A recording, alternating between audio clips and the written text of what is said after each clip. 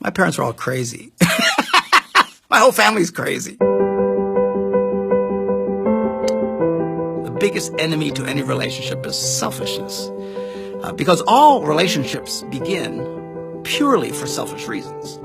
When you get with someone, especially when you get married, it's the most narcissistic, self-centered thing you will ever do in your life. Why?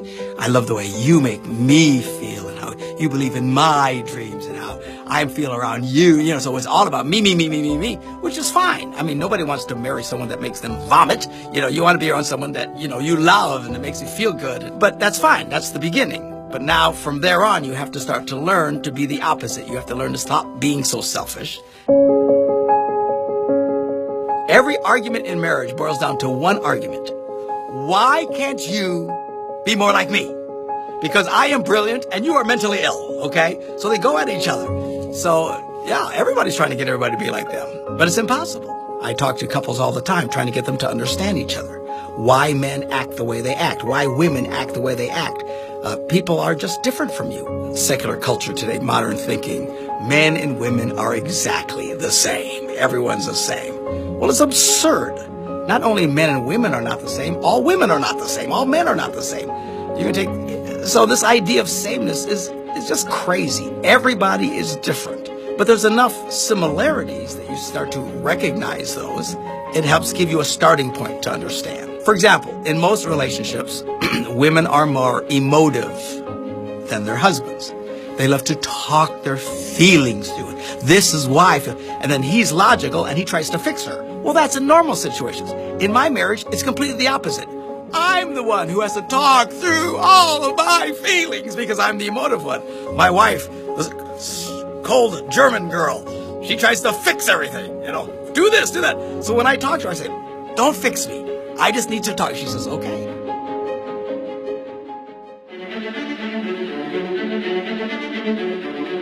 I love reading testimonials of people who've been married like 75 years. And the interviewers always ask them, when did you work out your differences?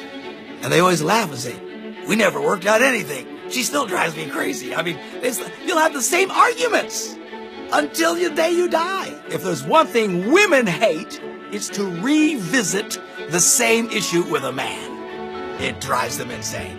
They think that I can talk one time and we'll have the conversation and now it will be fixed. Well, of course it's not fixed. It'll keep coming back over and over and over again. Does my wife think exactly like me? No, absolutely not. But it's okay. We love each other. We understand. If you were to spend time with us, you would hear my version and then you would hear her version. Now, I think my version's much better. It's much more entertaining.